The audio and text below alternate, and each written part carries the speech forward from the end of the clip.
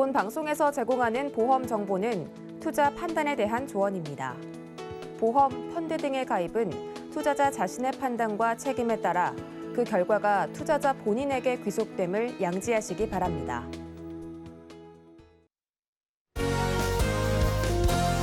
네, 시청자 여러분 안녕하세요. 알기 쉬운 보험 정보로 여러분들의 인생 설계 함께하는 인생 설계 원픽 진행의 김혜연입니다. 네, 여러분들은 오늘 어떤 뉴스에 주목을 하셨나요? 이천 물류센터 화재 사고 보신 분들도 계실 테고 또 다른 전염병이 미국과 유럽 지역에서 퍼지고 있다는 뉴스 접하신 분들도 계실 텐데요. 이런 뉴스들 보다 보면 막연히 불안감 커지기 마련이죠. 오늘 저희 방송 보시면서 그래도 든든한 대비책 챙겨가 보시길 바라겠습니다. 오늘 저희 인생 설계 원픽은요, 유튜브로도 시청 가능한데요. 유튜브에 서울경제TV 검색하시고 실시간으로 함께 해보시면 좋을 것 같습니다. 네, 참고로 금일 본 방송에서 제공하는 정보는 투자 판단에 대한 조언이지 해당 보험의 가치나 수익률을 보장하지는 않습니다. 또 서울경제TV와 서울경제신문은 당사의 브랜드입니다. 서울경제증권TV와는 무관하며 기타 유사 명칭에도 유의해 주시기 바라겠습니다. 네, 인생 설계 원픽 본격적으로 출발해 볼 텐데요. 오늘 저희가 준비한 첫 번째 코너는 생생 라이브 팁 시간이죠. 오늘은 진동균 전문가님과 함께 해보도록 하겠습니다. 네, 전문가님 어서 오세요. 안녕하세요. 네, 오늘 진동균 전문가님께서는요, 표적 항암 치료란 무엇인가라는 주제로 강의를 준비해 주셨다라고 해요. 요즘에 정말 핫한 항암 치료 방법인데 어떤 내용이 있는지 지금 바로 만나보겠습니다. 네, 오늘의 생생 라이프 팁을 진행할 진동균 전문가입니다. 저희가 이제 실제로 상담을 나가다 보면은 시청자님의 증권을 보게 되는데 사실 실손의료보험이 덜어 없으신 분들은 계시지만 암보험이 없으신 분들은 사실은 거의 없더라고요. 그만큼 암보험은 한국인이 많이 발병하는 질병이기 때문에 준비를 잘 하고 있으신데요. 주변에서 최근에 이런 말씀을 좀 드려보신 적이 있으실 수도 있을 것 같아요. 주변에 보험업에 종사하시는 분께서 표적 항암 치료가 빠졌네. 이거 하나만 추가만 하면 돼. 라는 세우기를 들어보신 적이 있으실 것 같아요. 그래서 오늘의 제가 말씀드린 내용은 과연 이 표적 항암 치료가 어떤 부분을 보장을 해주고 어떤 부분에서 내가 혜택을 받을 수 있는지 이런 부분들에 대해서 좀 자세하게 설명을 드릴 텐데요. 먼저 표적 항암 치료가 뭔지 정의에 대해서 살펴보도록 하겠습니다. 표적 항암 치료제, 먼저 암세포 같은 경우는 정상세포가 유전자의 변이로 인해서 생기는 거라고 생각을 하시면 될 것 같습니다. 이 세포 내 신호체계 전달에 이상이 생겨서 발생이 되는 건데 이런 암세포가 증식이 되게 되면은 암의 발병이 된다라고 생각을 하시면 됩니다. 그런데 이런 표적 항암 치료는 이 신호 전달 체계에 반응하는 물질을 투여를 해서 이 암세포의 증식을 방해한다라고 생각을 하면 될 것 같습니다. 그렇다면 이 표적 항암 치료는 2세대, 3세대의 항암 치료인데 1세대 항암 치료하고 어떤 차이점이 있는지도 한번 살펴봐야겠죠.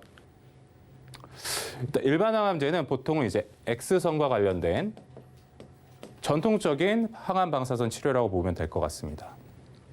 일반 항암제는 암세포와 함께 이 정상세포까지 공격을 하기 때문에 문제가 되는 거라고 생각을 하시면 될 것 같아요. 따라서 몸에 이제 면역력이 떨어지게 되는 것들도 있을 수도 있고요. 일상생활이 좀 힘들어지는 상황이 될 수도 있습니다. 그런데 표적 항암 치료는 암이 가지고 있는 고유한 표적인자만을 공격을 하기 때문에 일상생활을 또 충분히 가능할 수도 있고요. 통원 치료를 통해서 입원이 아닌 내가 원래 경제생활을 계속 꾸준하게 할 수 있는 치료 방법 중에 하나라고 생각을 하시면 되는데요. 일반 항암제는 매스컴이나 이제 드라마에서 봤을 때 옛날에 그 암에 걸린 환자들 보면은 머리에 흰 이제 붕대라고 있다라든지 아니면 머리가 다 빠져 있다라든지 이런 것들을 보신 적이 있으실 수가 있을 것 같아요. 그 이유가 이 X선, 그러니까 1세대 항암제 같은 경우는 화학 항암제이기 때문에 정상세포까지 공격을 하게 되는데 이 구강세포라든지 아니면 모낭세포, 머리에 있는 세포들이 증식이 빠른 세포들이기 때문에 같이 공격을 해서 죽게 된다라는 그것 때문에 이제 부작용이 많이 일어난다라는 얘기입니다. 근데 표적 항암제는 아까 말씀드렸듯이 약효를 높이면서 부작용을 최소화할 수 있다라는 장점이 있게 되는데 제가 말씀만 드려서는 사실 조금 이해가 어려우실 수 있을 것 같아서 이미지를 준비를 했거든요. 1세대 항암제는 다른 말로 세포 독성 항암제라고 보시면 될 것 같습니다. 원리는 이렇습니다. 암세포를 공격을 하게 되는데 아까 말씀드렸듯이 정상세포까지 공격을 하게 된다라는 거죠. 그래서 다 몸의 면역력이 떨어지게 되고 후유증이 굉장히 오래 남는다라고 말씀을 드릴 수가 있을 것 같습니다. 부작용이 발생이 된다는 얘기입니다. 그렇다라고 하면 오늘 이제 말씀드릴 표적항암제는 이 2세대와 3세대를 어우르는 내용이라고 보시면 될 것 같아요. 좀 더 의료기술이 발달함에 따라 유전자 기술이 발달함에 따라 생긴 치료 방법이라고 생각을 하시면 되는데 이 암이 발생된 아까 말씀드렸듯이 원인의 물질이 있습니다. 우리가 태어나면서 유전과 관련된 거, 가족력에 대한 그래서 암 가족력과 관련된 것들을 저희가 물어보는 거라고 생각하시면 되거든요. 태어나면서 내가 갖고 태어난 암에 대한 유전적인 물질이 발현이 돼서 암이 발병되는 경우도 있고 아니면 후천적인 내용들이 있을 수가 있게 되죠. 뭐 담배라든지 잦은 음주라든지 비만이라든지 이런 여러 가지 요인들에 의해서 암이 발생이 될 수도 있는데 이 표적항암제는 이 원이 되는 물질만 공격을 해서 결국은 암세포를 사멸을 시키는 원리라고 보면 될 것 같습니다. 근데 여기서 한 단계 더 발전한 게 이제 면역항암제와 관련된 내용이라고 보시면 되게 되는데 면역항암제는 크게 두 가지의 원리로 진행이 되게 됩니다. 이 암세포를 죽일 수 있는 우리 몸의 면역 체계를 증가를 하는 세포를 활성화시키는 면역세포 활성화를 통해서 면역 기능 개선을 해서 암을 치료하는 방법이 있을 수가 있고요. 이 암세포도 결국은 우리 몸에 존재하는 세포거든요. 이런 암세포가 면역 체계를 파괴를 해서 이 암세포의 면역 체계를 파괴를 해서 암 치료를 하는 방법도 이제 면역항암제 영역에 해당이 된다라고 보시면 될 것 같습니다. 그렇다면 이렇게 좋은 이제 몸에 후유증이 남지 않은 이런 치료비 문제는 뭘까요? 네, 맞습니다. 이제 치료비가 문제가 되게 되겠죠. 저희가 이제 설문을 통해서 알아봤는데 치료비용 항목 중에 어떤 부분이 조금 많이 부담이 되냐라는 어떤 부분이 많이 치료비에 실제로 차지하냐라고 조사를 해봤을 때 뭐 진단 검사도 있고 입원 약제비도 있고 간병비도 있지만 실질적으로는 항암제 치료와 관련된 게 60% 정도로 암 치료 비용의 절반 이상을 차지를 하게 된다라는 점을 생각을 해보셔야 되는데 이 두 번째 통계는 이렇습니다. 한번 내가 비급여 치료를 받았던 분들을 대상으로 조사를 한 부분인데 다시 한 번 더 이 치료 내용 비급여 항암제를 사용을 해보겠느냐라고 물어봤을 때 뭐 비용에 관계없이 계속 비급여 치료를 받을 것이다라고 하시는 분들은 18.8% 정도. 그런데 무한정 비급여 항암 치료를 받을 수는 없고 한계가 있다라고 대답하신 분들은 62.5%. 그리고 비용 마련이 어려워 나는 항암 치료를 중단할 것이다라고 대답하신 분들이 7.8%. 시도할 엄두도 나지 않는다라고 하시는 분들도 동일한 비율로 사실은 80%에 가까운 분들이 이 비급여 항암 치료가 부담이 된다라고 대답을 하셨습니다. 만약에 내가 암보험이나 암 진단금이 잘 준비가 되어 있었다라고 하면은 이 또한 이제 생각의 여지가 없이 치료를 받게 되겠지만 실질적으로 이제 한국인은 평균 암 진단비의 가입 금액은 3천만 원 내외밖에 되지가 않기 때문에 이 비싼 비급여 항암 치료를 받기가 부담스럽다라는 거죠. 그렇다면 조금 더 암 종별로 어느 정도의 비용이 드는지 한번 살펴볼 텐데요. 일단 첫 번째로 여성의 현재 1위 암입니다. 유방암. 유방암과 관련된 것들은 이제 크게 이제 세 가지의 표적 항암제를 사용하게 되는데 여기서 조금 추가적으로 좀 더 말씀을 드리면은 이 항암제 뒤에 주라고 써 있는 거는 주사제라고 생각을 하시면 되고요. 항암제 뒤에 캡슐이나 아니면은 정이라고 되어 있는 것들은 약이라고 생각을 하시면 될 것 같습니다.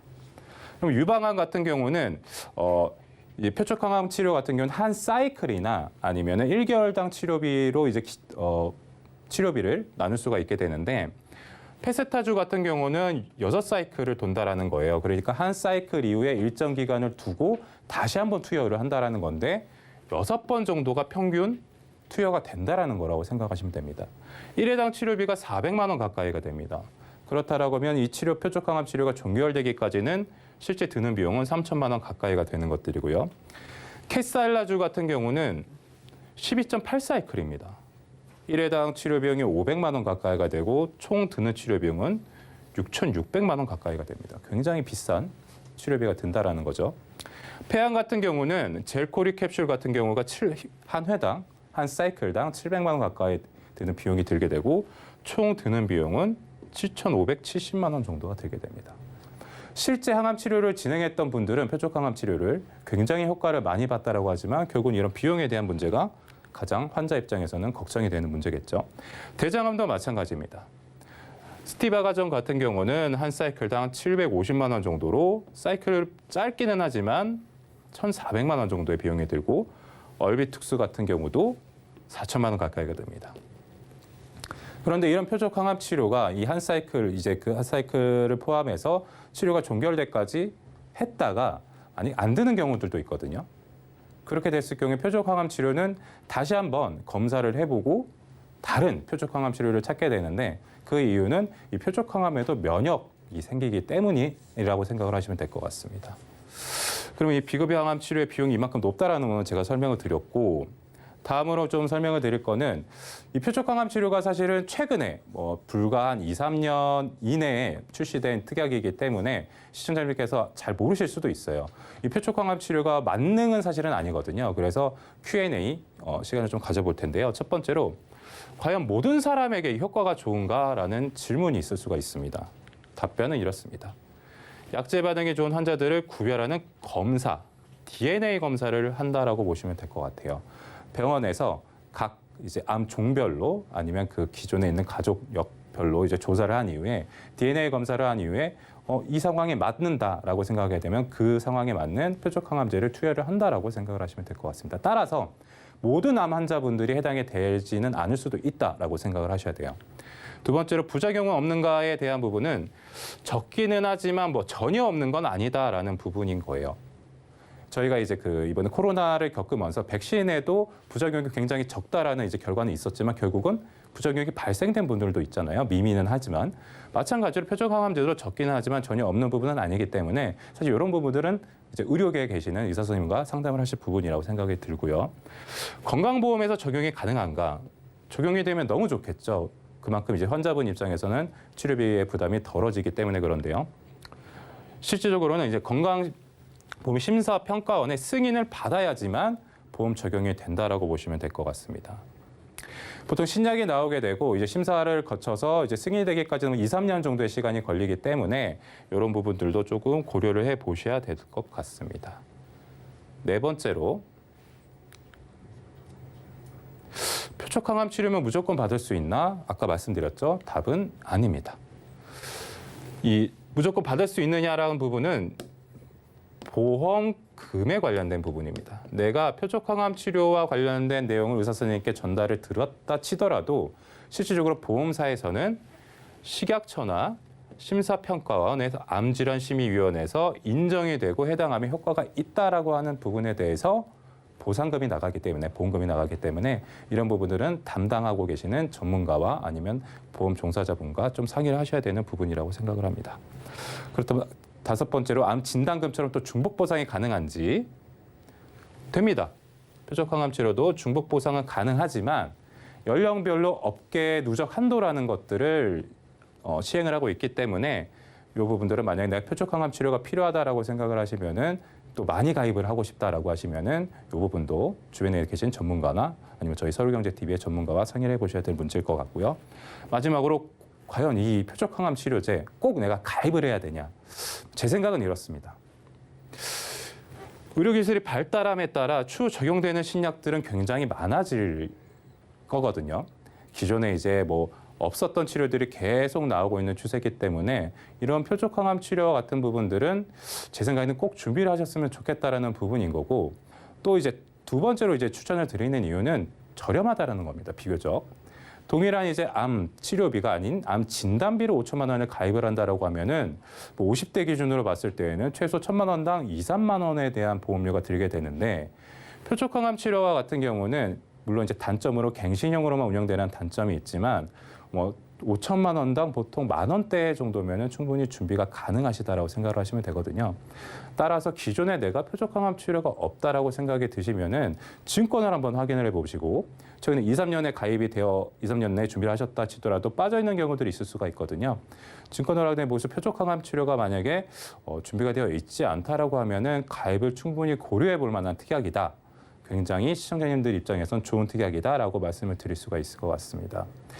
이상으로 오늘의 생생 라이프 팁 전문가 진동균 전문가였습니다.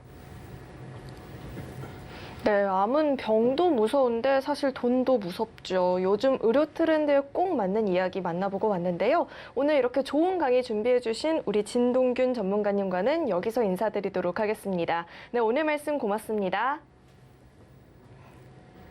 네, 오늘의 강의 내용 또 한눈에 알아보기 쉽게 정리해 봤으니까요. 화면으로 확인해 보시죠.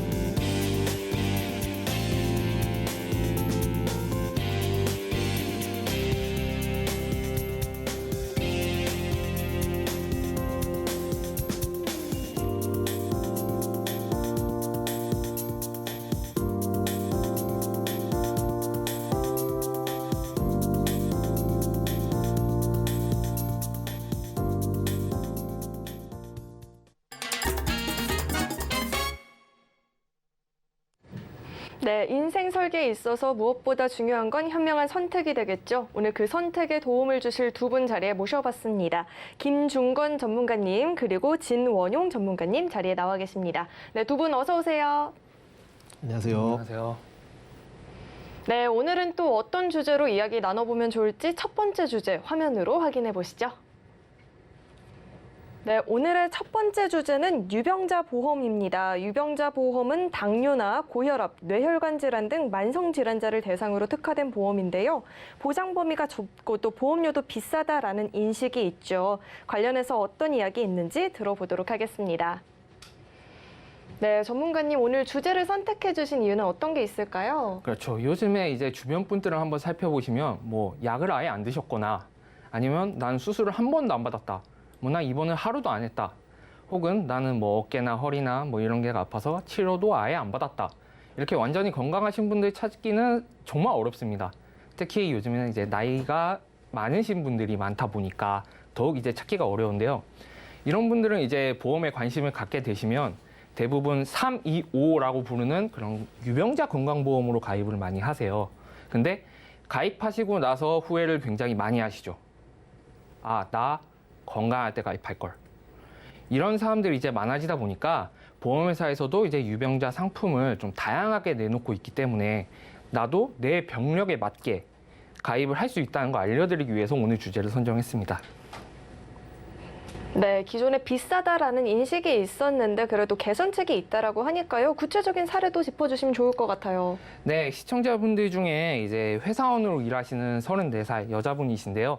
평소에 갑상선약을 드시고 혈압약을 드시고 또 유방 무록 제거 수술까지 받으셨다 보니까 보험에 대해서 계속 생각을 하시고 관심을 가지다가 결국에는 이제 325, 아까 말씀드렸던 유병자 상품으로 이제 가입을 하셨죠.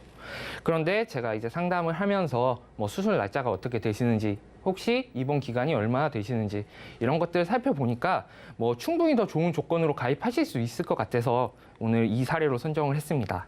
그래서 구체적인 내용은 자료화면 보시면서 제가 설명을 드리겠습니다.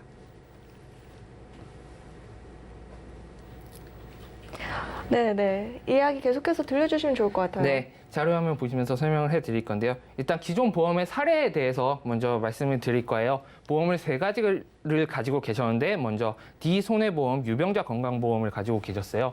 먼저 암 진단비가 500만 원. 사실상 의미가 그렇게 큰 금액은 아니죠. 그리고 아까 혈압약을 드신다고 하셨기 때문에 혈관 질환에 대해서도 걱정을 굉장히 많이 하셨어요. 그러다 보니까 혈관 질환이 잘 들어있는 있을까요? 이렇게 물어보셨는데 혈관 질환은 다행히도 범위가 좀 넓은 뇌혈관 질환 진단비 1,000만 원, 그리고 협심증까지 다 보장되는 허혈성 심장 질환 진단비 1,000만 원 이렇게 가지고 계셨습니다. 그래서 납입 보험료가 85,000원, 그리고 30년 갱신형 이렇게 구성이 되어 있었고요. 그리고 암보험을 두 가지를 가지고 계셨어요. 그래서 첫 번째가 S생명의 유병자 암보험. 이 암보험에 이제 일반암 진단비, 그러니까 뭐 대부분 생각하시는 뭐 위암, 간암, 폐암 이런 것들을 보장해주는 암이 6천만 원 진단비가 들어있어서 이것도 역시 15년 갱신형으로 구성이 되어 있었고요. 납입 보험료는 19,200원이었습니다. 그리고 마지막으로 H생명 유병자 암보험을 설명드리면 이제 일반암 진단비가 1억이라는 굉장히 큰 금액이 들어있었어요. 그리고 아까 말씀드렸듯이 갑상선 약을 드시고 계시다 보니까 이거 갑상선 암도 제대로 보장이 될까요? 갑상선 암도 1억 다 받을 수 있을까요? 라고 물어보셨는데 아쉽게도 갑상선 암을 1억을 다 받으실 수는 없었고 유사암 진단비라고 해서 따로 3천만 원이 책정되어 있었습니다. 이거는 이제 납입보험료 52,110원에 20년 갱신형으로 구성이 되어 있는 이렇게 세 가지 보험을 가지고 계셨어요. 이 세 가지 보험을 제가 살펴보면서 가장 큰 문제점으로 짚어드린 게 모든 보험을 전부 다 갱신형으로 갖고 있다는 게 문제였습니다. 물론 갱신형 보험이라는 것 자체가 무조건 나쁘다 이런 것은 아니에요. 뭐 보험료가 싸고 그리고 젊으신 분이니까 담보가 좀 더 크게 들어갈 수 있다는 이점이 있죠. 하지만 젊은 분, 34살이라는 젊은 분께서 모든 보험을 다 갱신형 보험으로만 가져가시기에는 너무 부담이 크기 때문에 리모델링을 할 때도 이 부분에 초점을 맞춰서 진행을 했습니다. 네, 보험이라는 게 미리미리 준비하는 게 제일 좋지만 사실 30대라는 어린 나이에 아플 수 있을 거라는 생각하는 사람 많지는 않을 것 같아요. 그럼 구체적으로 어떤 해결책 가져보면 좋을까요? 네, 구체적으로 설명을 드리겠습니다. 먼저 암보험 두 개를 말씀을 드렸는데요. 암보험 두 개는 갱신형이지만 아까 말씀드렸듯이 담보가 1억이 넘는 큰 금액을 가지고 있고 또 보험료도 비교적 저렴하고 또 면책 기간도 지났기 때문에 이 두 가지는 유지를 하시는 것이 좋다고 먼저 추천을 드렸습니다. 그리고 이제 혈관 질환 보험에 대해서 리모델링을 진행을 했는데요. 혈관 질환 보험의 경우에는 이제 아까 사례자분께서 유방 무록 제거 수술을 받으셨다. 이렇게 말씀을 하셔서 제가 언제 받으셨습니까? 라고 여쭤보니까 4년 반 정도 전에 받았어요. 이렇게 말씀을 해주셨어요. 그래서 기존 325에서는 2년 이내의 수술을 물어보기 때문에 보험료가 비싼데 4년 이내의 수술을 물어보는 보험으로 제가 한번 살펴보았습니다. 구체적인 내용은 제가 자료화면 보면서 설명을 드리겠습니다. 네, 계속해서 이야기해 주시면 네, 좋을 것 같아요. 자료화면을 통해서 설명을 드리면 아까 말씀드렸듯이 뇌혈관 질환 진단비, 허혈성 심장질환 진단비, 혈관 질환 진단비 중에서 범위가 넓은 걸로 아까 1,000만 원이었던 게 2천만 원으로 2배가 증가했죠. 그리고 또 이런 혈관 질환 같은 경우에는 수술을 받는 경우가 굉장히 많아요. 특히 심장 같은 경우에는 스텐트 삽입술이라고 해서 심장에 스텐트라고 혈관을 넓히는 그런 것들을 집어넣는 수술을 많이 하시는데 그런 거는 또 반복적으로 받다 보니까 그런 부분까지 보장받을 수 있는 수술비 1,000만 원을 추가해서 혈관 질환 보장을 강화했고요. 또 아까 진동균 전문가께서 말씀하셨던 표적 항암 약물 치료비도 지금 3,000만 원을 추가했습니다. 그래서 뭐 최신 치료를 받으시거나 혹은 심포괄 수가제로 인해서 이제 또 아까 암 진단비의 의미가 줄어드는 거를 미리 방지를 했고 그리고 납입 보험료가 65,819원으로 기존에 비해서 19,181원 줄어들었는데 20년 납 100세 만기 비갱신형으로 구성이 되어 있죠. 그래서 결론적으로 말씀을 드리면 지금 이렇게 보험을 리모델링을 하시는 것이 담보상에서도 유리하고 보장 기간에 대해서도 유리하고 그다음에 보험료 면에서까지 유리하다. 그러니 리모델링을 하시는 게 좋겠습니다라고 제가 강력하게 권해드렸습니다. 네, 병력이 있다 하더라도 그 시기가 기준에 포함이 되지 않으면 보험료를 많이 절약할 수 있을 것 같아요. 이 부분 꼭 참고해 보시길 바라겠고요. 이 밖에도 짚어주실 주의사항이 더 있다고요. 기존에 이제 325라고 하면은 거의 전 보험사가 동일하게 운영을 하고 있어요. 3개월 이내에 뭐 추가 재검 이런 소견이 있는지, 2년 이내에 수술을 받으시는지, 혹은 5년 이내에 암에 걸리신 적이 있는지 이렇게 대부분 통일을 해서 물어보고 있는데요. 근데 이제 335, 345 이렇게 달라진 보험 같은 경우에는 보험사마다 물어보는 게 조금씩 차이가 있습니다. 예를 들어서 약을 드신 적 있습니까? 이런 걸 물어보는 경우도 있고요. 혹은 암뿐만이 아니라 혈관 질환, 뭐 협심증 같은 게 있으셨습니까? 뇌졸중 같은 게 있으셨습니까? 이런 걸 물어보는 경우도 있어요. 그러다 보니까 고지 의무를 잘 살피시고 나의 가지고 있는 병력과 비교를 해서 가입할 수 있는지 여부를 확인하시는 것이 중요하겠습니다. 네, 주의사항까지 만나보고 왔습니다. 그동안 비싼 유병자 보험이 부담스러웠던 분들은 오늘 또 제공해드린 정보 잘 참고하셔서 탄탄한 전략까지 챙겨가 보시면 좋을 것 같습니다. 네, 참고로 금일 본 방송에서 제공했던 정보는 투자 판단에 대한 조언이지 해당 보험의 가치나 수익률을 보장하지는 않는다는 점 꼭 참고해 주시길 바라겠습니다. 네, 그럼 이어서 이야기 나눠볼 두 번째 주제도 화면으로 확인해 보시죠.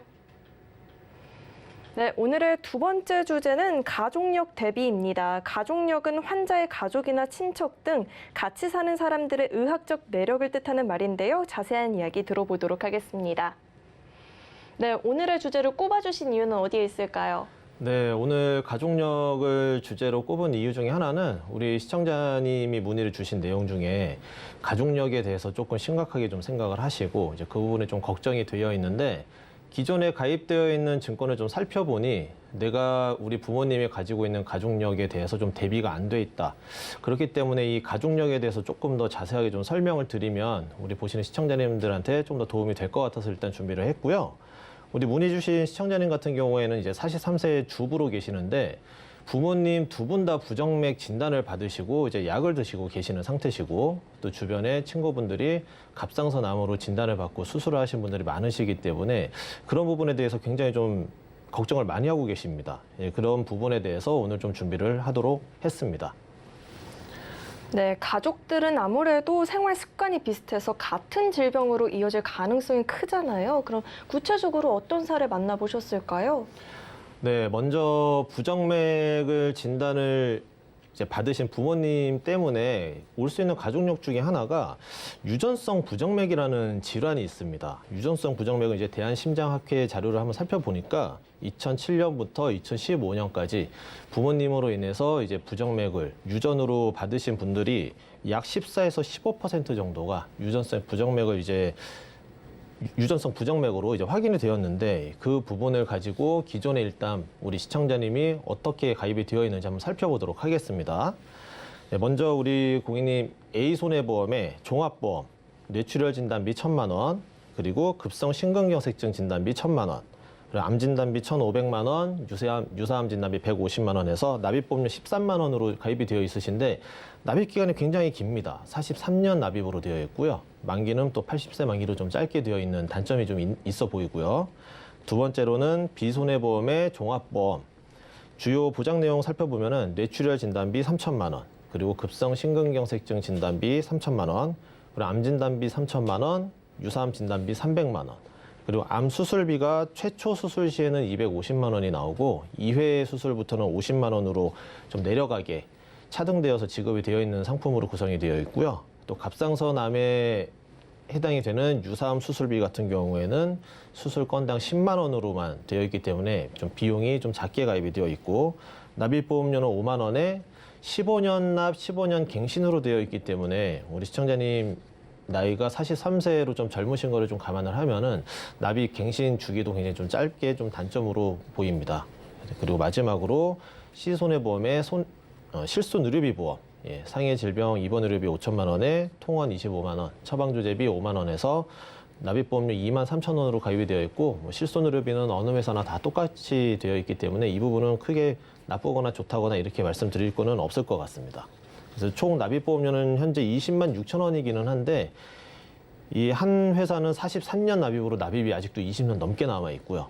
그리고 뭐 비손해보험 같은 경우에는 15년마다 갱신이 되기 때문에 사실 납입보험료는 지금 현재는 20만 6천 원이지만 나중에 갱신 후에는 뭐 30만 원 정도 가까이 오를 것으로 좀 예상이 되고요. 그리고 납입 기간도 100세까지 계속 납입을 해야 된다는 단점이 지금 현재로서는 보이고 있습니다.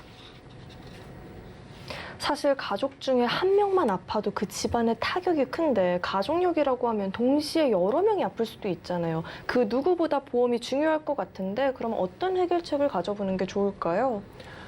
네, 먼저 기존에 갱신형으로 되어 있던 보험들을 비갱신형으로 좀 바꾸는 노력을 좀 해보았고요.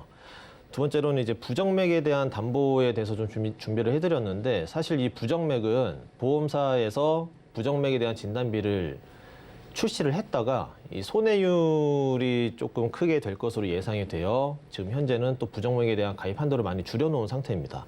이제 그 부분을 조금 중점적으로 했습니다. 이제 리모델링 사례를 제가 한번 말씀을 드리면 먼저 시손해보험의 실손의료보험은 기존 보험을 지금 보험으로 바꿀 이유는 없기 때문에 유지를 하는 걸로 저희가 말씀을 드렸고요.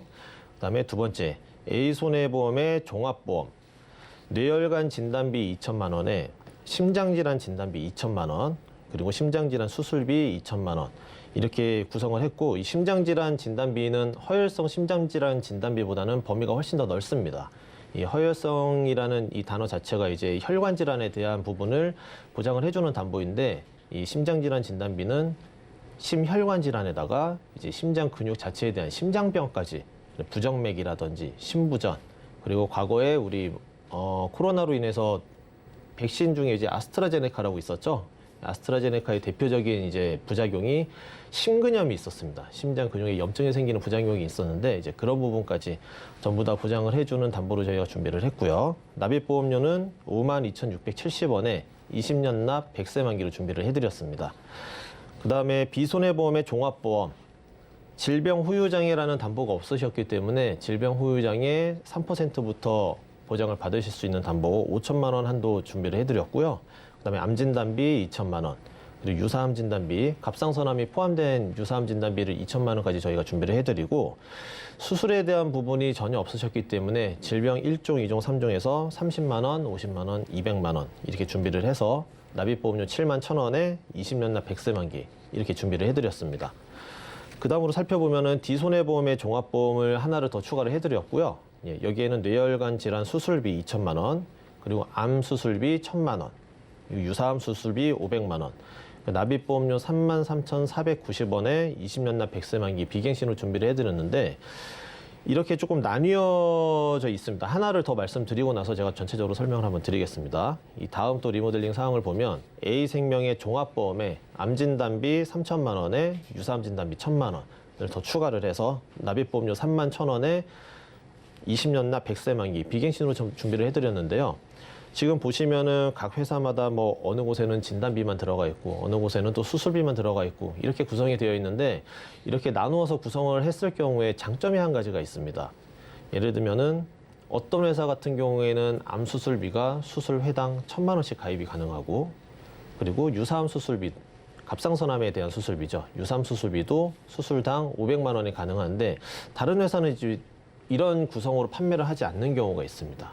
이제 이런 경우에 이렇게 유리하게 좀 판매를 할 수가 있고 두 번째로는 갑상선암에 대해서 우리 시청자님이 조금 걱정을 많이 하고 계시는데 사실 이 갑상선암이 포함된 유사암 진단비는 가입 한도가 한 회사별로 내가 가입하고 싶은 만큼 가입을 할 수가 없습니다. 내가 3천만 원을 그냥 가입하고 싶다 해서 가입을 할 수는 없기 때문에 이 갑상선암에 대한 한도도 좀 올리기 위해서 어떤 회사에는 유사암 진단비 2천만 원 그리고 좀 저렴한 회사에 유사암 진단비 또 1,000만 원 이렇게 해서 유사암 진단비를 총 3천만 원으로 이렇게 준비를 해드렸고요. 이 리모델링 전후를 한 화면으로 저희가 정리를 해서 보기 쉽게 한번 정리를 해드리면은 먼저 암에 대한 부분을 한번 말씀을 드리겠습니다. 암은 기존의 리모델링 전 사항을 한번 보시면은 암 진단비 4천만 원 그리고 유사암 진단비 400만 원. 유사암에 갑상선이 들어가 있었기 때문에 걱정하고 계시는 갑상선암으로 진단을 받고 수술을 하시게 되면은 실제로는 400만 원만 진단비를 받으시고 그다음에 암 수술비나 유사암 수술비는 전혀 없으셨습니다. 이 부분을 리모델링 후에는 암 진단비 5천만 원에 갑상선암이 포함된 유사암 진단비는 3천만 원 그리고 일반암 수술비 1,000만 원에 유사암 수술비, 갑상선암 수술비는 500만 원으로 이렇게 준비를 해드렸고요. 그다음에 뇌혈관 질환에 대해서도 기존에는 뇌졸중, 뇌경색 진단 시에는 1,000만 원, 그리고 뇌혈관이 실제로 터져야 받으실 수 있는 뇌출혈 진단비가 3천만 원 이렇게 준비가 되어 있으셨고 또 진단을 받고 수술을 했을 때 받을 수 있는 수술비는 없으셨습니다. 하지만 이 부분을 가장 범위가 넓은 뇌혈관 질환 진단비로 2천만 원을 준비를 해드리고요. 뇌혈관 질환으로 인해서 수술을 받으셨을 때 수술 회당 받으실 수 있는 뇌혈관 질환 수술비도 2천만 원 이렇게 준비를 해드렸고 심장에 관련된 것들도 보시면은 심장질환 진단비, 허혈성 심장질환 진단비 전부 다 가입은 안 돼 있으셨습니다. 실제 심장의 관상동맥 3개 중 1개가 막혀야 받으실 수 있는 급성 심근경색증 진단비만 4천만 원 이렇게 준비가 되어 있으셨고요. 수술비도 전혀 준비가 되어 있지 않으셨지만 리모델링 후에는 이제 부정맥까지 포함된 심장질환 진단비도 2천만 원 한도, 당연히 허혈성 심장질환 진단비, 협심증이나 심근경색에 대해서도 진단비 2천만 원 지급을 받으실 수 있게 준비를 해드렸고요. 그리고 이런 진단을 받고 나서 수술을 했을 때도 부정맥 포함해서 또 심부전까지 포함을 해서 수술 회당 2천만 원씩 받으실 수 있게 이렇게 준비를 해드렸고요. 그리고 마지막으로 질병 호유장애. 이 가장 가입하기 힘든 담보고 가장 비싼 담보입니다. 보험회사에서 판매하는 가장 비싼 담보이기 때문에 그만큼 손해율이 높은 만큼 내가 받아갈 확률도 굉장히 높은 담보거든요. 이제 질병 후유장애도 3%부터 보장받으실 수 있는 담보를 기존에는 없었지만 5천만 원 한도로 너무 비싸기 때문에 80세 만기로 저희가 준비를 해드려서 기존에는 합계 보험료가 20만 6천 원 납입을 하고 계셨는데 리모델링 후에는 21만 1,250원으로 조금 올랐습니다. 한 5천 원 정도 올랐지만 실제로는 기존에는 갱신형 담보 보험이 있었기 때문에 그리고 기존엔 또 43년 납으로 구성이 되어 있던 보험이 있었기 때문에 이 부분을 전부 비갱신으로 20년 납으로 전부 다 리모델링을 해드렸기 때문에 실제 총 납입할 수 있는 보험료는 기존보다는 굉장히 많이 줄어들게 그리고 보장은 가장 넓게 이렇게 준비를 해드렸습니다. 네, 보험료가 조금 오르긴 했지만 비갱신 위주라는 점, 그리고 보장 금액도 크게 가져가고 꼭 필요한 보장들 위주로 탄탄하게 챙겨가는 전략을 만나봤는데요. 이 밖에도 짚어주실 주의사항이 더 있다고요. 네, 지금 이렇게 여러 가지 회사로 나누어서 가입을 하시게 되면 장점이 있을 수는 있지만 생각지 못한 단점이 있을 수도 있습니다. 무분별하게 이렇게 나눠서 가입을 하시면 안 되고요. 모든 보험 상품에는 내가 가입을 하고자 하는 담보만 가입을 할 수는 없습니다. 나는 암진단비나 심장질환 진단비만 가입을 하고 싶지만 보험회사에서는 그것들만 가입을 시켜주게 되면 손해가 생기기 때문에 기본적으로 상해 사망이라든지 상해 후유장애라든지 이렇게 내가 가입하기 싫어도 가입을 해야 되는 필수 담보들이 있는데요. 그 담보들이 회사를 4가지, 5가지로 쪼개게 되면 해당 상해 사망 때문에 가입하는 게 아님에도 불구하고 상해 사망 담보를 4, 5군데에 전부 다 넣어야 되기 때문에 그렇게 되면 또 그 담보들로 인해서 보험료가 올라갈 수 있습니다. 그 부분을 조금 주의를 하셔야 되고 두 번째로는 보험회사마다 심장질환 진단비라는 걸 판매를 하고 있지만 실제로 심장질환 진단비를 자세히 들여다보면 부정맥은 빠져 있는 경우가 있습니다. 부정맥을 어떤 회사는 아예 판매를 안 하고 포함을 안 시키는 회사가 있기 때문에 내가 심장질환 진단비가 있다고 하더라도 이 심장질환 진단비 안에 부정맥이 포함되어 있는지 이것들까지 조금 주의하셔서 보시면 될 것 같습니다. 네, 다른 건 몰라도 가족용만큼은 미리 대비할 수 있지 않나라는 생각이 드는데요. 선택과 집중, 그 중에서도 꼭 필요한 항목과 보장에 좀 더 집중하는 전략이 아니었나라는 생각이 듭니다. 오늘 도움이 많이 되셨길 바라겠고요. 참고로 금일 본 방송에서 제공했던 정보는 투자 판단에 대한 조언이지 해당 보험의 가치와 수익률을 보장하지는 않는다는 점까지 알고 가주시면 좋을 것 같습니다. 네, 그럼 저희는 이어서 검색어 Q&A 시간으로 넘어가 보겠습니다. 네, 현재 이 시점 가장 뜨거운 보험 키워드에 대한 궁금증을 스피디하게 만나보는 시간인데요. 첫 번째로 만나볼 궁금증. 저는 처음에 이 질문이 의아했는데 생각해보니까 저희 질병도 걸리기 전에 미리 대비하잖아요. 지금은 운전을 하지 않지만 언젠가는 할 예정인데 운전자 보험 중에 비갱신형에 미리 가입하면 좋지 않을까요? 그렇죠. 이제 대부분 운전면허를 갓 따신 젊은 시청자분들께서 이런 질문을 많이 해주세요. 그리고 또 실제로 운전자 보험 같은 경우에는 기간이 길어지고 비갱신형으로 한다 하시더라도 보험료가 그렇게 높지 않기 때문에 충분히 이런 의문을 가지실 수 있는데요.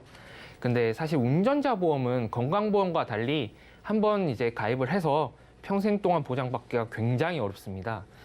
그 이유에 대해서 제가 설명을 드리면 우선 교통 관련돼서 법규가 바뀔 수가 있어요. 최근에 뭐 가장 이슈가 됐던 게 이제 민식이법 관련해서 벌금이 뭐 2천만 원에서 3천만 원은 올랐다. 이런 식으로 바뀔 수도 있고요. 또 교통사고 처리 지원금, 흔히 합의금이라고 많이 말씀을 하시죠. 그 합의금도 뭐 지금 합의를 할 때는 1억 원 정도면은 가능하지만 2년, 3년, 4년 이렇게 시간이 지난 이후에는 1억이 아니라 2억, 3억 이렇게 필요하실 수도 있거든요. 그러면은 과거에 가입하셨던 운전자 보험으로 지금에 대해서 제대로 보장을 받을 수 있기에는 사실 매우 어렵습니다. 그렇다 보니까 운전자 보험은 일정 기간 동안 주기적으로 교체를 하실 걸 대비를 하시고 비갱신형이나 너무 긴 가입 기간을 가져가시기보단 조금 짧게 가져가시는 것을 추천드립니다. 네, 의외의 답변이었는데요. 도움이 많이 되셨길 바라겠고요. 두 번째 질문은요. 심혈관 질환이야 워낙 사망 원인의 탑3 안에 들어서 잘 알고 있는데 신장 질환도 발생 빈도가 높을까요? 높다면 어떤 대비 전략이 필요할까요?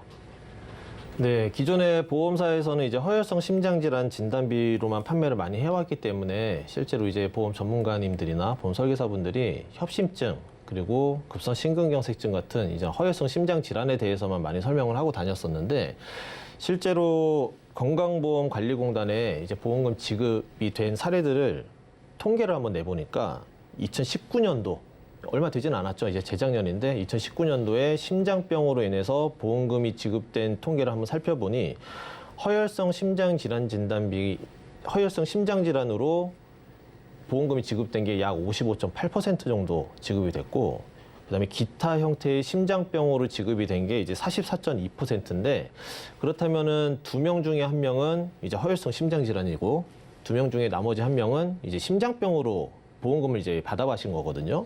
근데 그 세부 질환을 기타 형태의 심장병에 대한 세부 질환을 한번 또 살펴보았더니 부정맥이 약 55%로 거의 또 기타 심장병 중에 2명 중에 1분은 부정맥 진단을 받으셔서 병원에 내원을 하셨고요. 그리고 약 18% 정도가 심부전으로 병원에 내원을 하셨고, 나머지 이제 27% 정도가 이제 기타 심장병이죠. 뭐 심장 염증이라든지 아니면 뭐 심실세동이라든지 이런 질환으로 이제 내원을 하셨기 때문에 실제 부정맥은 굉장히 좀 진단 확률이 높은 질환이기 때문에 이 부분을 조금 준비를 하시면은 좋을 것 같으나, 사실 허혈성 심장질환 진단비보다는 보장 범위가 훨씬 더 넓기 때문에 보험료 자체는 허혈성 심장질환 진단비보다는 비쌉니다. 때문에 무조건 많이 가입을 하시는 것보다는 내 가족력도 한번 살펴보시고, 그리고 또 운동을 많이 하신다든지, 그리고 이제 뭐 에너지 음료 같은 거 있잖아요. 예, 야근을 많이 하시는 분들은 뭐 바카스라든지 에너지 음료 같은 그런 음료들을 좀 많이 드시면은 또 부정맥이 오는 확률이 굉장히 높기 때문에 그 부분 좀 주의하셔서 적당한 비용으로 준비를 하시는 게 좋을 것 같습니다. 어쨌든 보험은 내 미래의 위험에 대비를 하는 거지만 무조건 걸린다고 또 준비를 하시면 비용만 올라가기 때문에 이 부분을 잘 이제 고민하시고 준비를 하시면은 적당한 비용으로 가성비 좋게 준비를 잘 하실 수 있을 것 같습니다. 네, 힘내보려고 마시는 음료인데 왜 독이 될까요? 정말 안타까운 이야기입니다. 네, 다음 궁금증은요. 텔레마케팅을 통해서 보험 가입하는 사례 정말 많잖아요. 사실 이거에 있어서 안 좋다라고 이야기하시는 분들도 많이 계신데 어떤 점이 불리해서 이런 이야기가 나오는 걸까요? 이제 텔레마케팅이라고 하죠. 대부분 이제 전화로 가입한다. 그냥 이렇게 많이들 말씀을 하시는데, 사실 시청자분들께서도 그렇고 뭐 주변에서도 그렇고 전화로 보험을 가입하시는 분들이 실제로 굉장히 많으세요. 왜냐하면 뭐 상담부터 시작해서 가입까지 그냥 한 번에 전화로 다 할 수 있다 보니까 뭐 굳이 설계사를 만나거나 뭐 사람을 만나거나 하는 그렇게 시간을 쪼갤 필요 없이 할 수 있어서 편하게 많이 하시는데, 그렇게 편한 만큼 굉장히 불리한 점도 많습니다. 사실 보험이라는 게 사람을 앞에 두고 설명을 들어도 이해가 안 되는 부분이 있을 수 있거든요. 그러면은 사람이 있으면 앞에 충분한 설명을 요구하거나 이해가 안 되는 부분을 바로바로 물어보면서 설명을 드릴 수가 있는데, 전화로는 사실 그게 어려워요. 그러다 보니까 설명을 들을 때 그냥 아, 그럼요. 이런 식으로 말씀을 하셔서 가입을 하시는 경우가 많거든요. 그렇게 되면 가입부터 잘못되는 경우도 있습니다. 예를 들어서 나는 저축보험으로 가입을 했는데 알고 봤더니 이게 종신보험이더라 하는 경우도 많고, 혹은 내가 비갱신형으로 알고 있었는데 이게 사실 갱신형이더라. 이렇게 해서 뭐 손해를 감수하고 해지를 하시는 분들도 많고요. 또 이게 나중에 사고가 생겼을 때도 문제가 생겨요. 내가 보험금을 청구했을 때, 특히 치매보험 같은 경우에는 내가 치매에 걸려서 보험금을 청구했는데 보험사에서 이거는 중증 치매부터 보장이 되는 겁니다. 그러니 지금 경증 치매 단계에서는 보장을 제가 해드릴 수 없습니다. 라고 해서 문의 오시는 분들이 굉장히 많이 있거든요. 그러니까 전화로 가입하는 거는 편한 만큼 이렇게 불리한 것도 많기 때문에 기존의 설계사나 이런 다 사람을 통해서 가입하실 때보다 훨씬 더 신경을 쓰시고 주의하셔야 됩니다. 네, 사실 전화를 받게 되면 갑자기 초조한 마음에 나도 모르게 얼레벌떡 이렇게 되는 경우가 많잖아요. 하지만 보험 정말 신중한 고민이 필요하다. 이 점 꼭 유의해 주시길 바라겠고요. 근데 다음 궁금증은요. 저도 이런 경우를 많이 만나본 게 센 거 하나 확실히 잡고 가자는 마음에 한 상품에만 집중적으로 가입하는 경우가 있어요. 어떤 장단점이 있을까요? 네, 먼저 한 상품에 가입을 했을 때 단점을 먼저 말씀을 드리겠습니다. 네, 단점을 말씀드린 후에 말씀드릴 건데, 먼저 단점을 먼저 말씀을 드리면 이 각 회사마다 특징들이 있습니다. 예를 들어서 앞서 설명드렸던 심장질환 진단비를 판매를 하는 회사가 있는 반면에 심장질환 진단비를 아예 아직도 취급을 안 하고 판매를 안 하는 회사도 있기 때문에, 이렇게 생각을 했을 때 나는 심장에 대해서 정말 더 완벽하게 준비를 하고 싶다 하시지만, 내가 아는 설계사가 심장질환 진단비를 취급을 안 하는 회사의 만약에 설계사라든지 아니면 어떤 상품이라면은, 나는 심장질환 진단비를 준비를 하고 싶지만 뭐 해당 회사라든지 해당 설계사는 심장질환에 대해서는 아예 설명을 안 할 것이고요. 판매를 안 하기 때문에. 그러면은 당연히 보장 범위가 조금 더 협소한 허혈성 심장질환 진단비로 준비를 하실 수도 있고, 또 뇌혈관 질환 진단비 같은 거를 판매를 안 하는 회사를 만약에 선택을 했다면은, 나는 보장 범위가 협소한 뇌출혈이나 뇌졸중 진단비만 가입을 할 수밖에 없기 때문에, 한 군데 상품이라든지 한 군데 회사에만 집중을 하시게 되면은 이 보장 범위가 좀 협소하게 가입이 될 수가 있다. 그리고 한도도 낮을 수 있습니다. 회사별로 취급을 할 수 있는 한도는 또 정해져 있기 때문에, 특히 보장 범위가 넓으면 넓을수록 보험회사 입장에서는 손해율이 높을 수밖에 없거든요. 그래서 손해율이 높은 보장 범위가 넓은 이런 담보들은 또 가입할 수 있는 한도를 높게 잡아놓질 않습니다. 이 손해를 관리를 하기 위해서 한 사람당 뭐 1,000만 원, 많으면 2,000만 원까지밖에 가입을 안 시켜주기 때문에 이제 그런 부분도 조금 단점이 있을 수 있고요. 그리고 비싸게 가입을 할 수도 있겠죠. 어떤 회사 같은 경우에는 뇌혈관 질환 수술비 2,000만 원 가입을 하는데 4,5천 원밖에 안 하는데 보험료가. 또 어떤 회사 같은 경우에는 뇌혈관 진단비 2,000만 원 가입을 하는데 보험료가 10,000원입니다. 2배 정도의 가격 차이가 있기 때문에 이런 부분도 이제 단점이 있을 수 있습니다. 뭐 예를 들어서 대표적인 게 나눠서 했을 때 장점을 만약에 말씀을 드리자면은, 유병자분들 있으시죠. 이제 고혈압이나 고지혈이나 당뇨 약을 드시는 분들 같은 경우에는 뇌혈관이나 허혈성 심장질환 같은 이런 혈관 질환에 대한 담보를 가입을 하기가 힘들기 때문에 유병자 보험으로 준비를 해야 되는데, 그렇다고 해서 그 유병자 보험에다가 암 진단비까지 넣으실 필요는 사실은 없거든요. 암에 대해서는 유병력이 없기 때문에 암은 일반 보험으로 저렴하게 준비를 하고, 혈관에 대해서만 유병자 보험으로 조금 비싸게 가입을 하시게 되면은 그래도 가성비 좋게 가입을 하실 수 있는데, 실제로 시청자님들 만나뵈면은 내가 고혈압 약을 먹고 있어서 이거밖에 가입이 안 된대 하면서 시청자님들이 보여드리는 증권을 보면은 유병자 보험에 뇌혈관 진단비, 허혈성 심장질환 진단비, 그리고 암 진단비까지 전부 다 들어가 있습니다. 유병자 보험의 암 진단비는 굉장히 비싸기 때문에 이 부분 조금 유의하시고, 그리고 한 회사에 집중적으로 아니면 한 상품에다가 전부 다 넣어서 가입을 했을 때 장점은 한 가지밖에 없죠.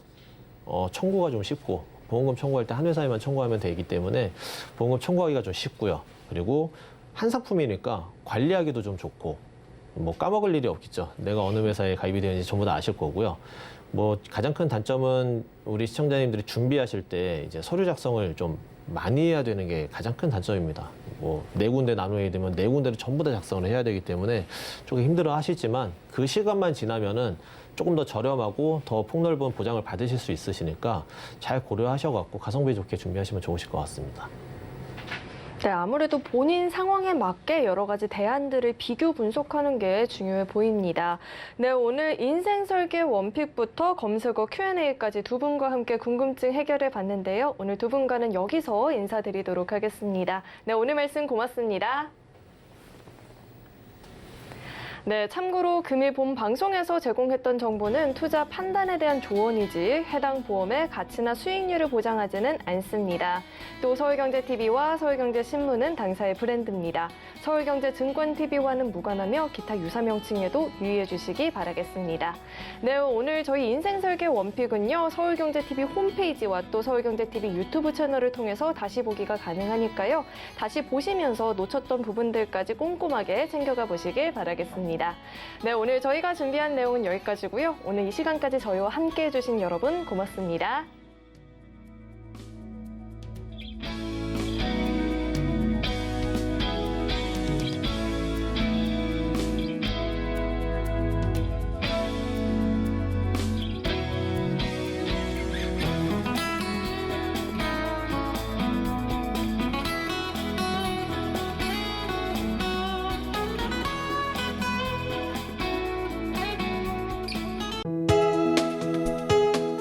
본 방송에서 제공하는 보험 정보는 투자 판단에 대한 조언입니다. 보험, 펀드 등의 가입은 투자자 자신의 판단과 책임에 따라 그 결과가 투자자 본인에게 귀속됨을 양지하시기 바랍니다.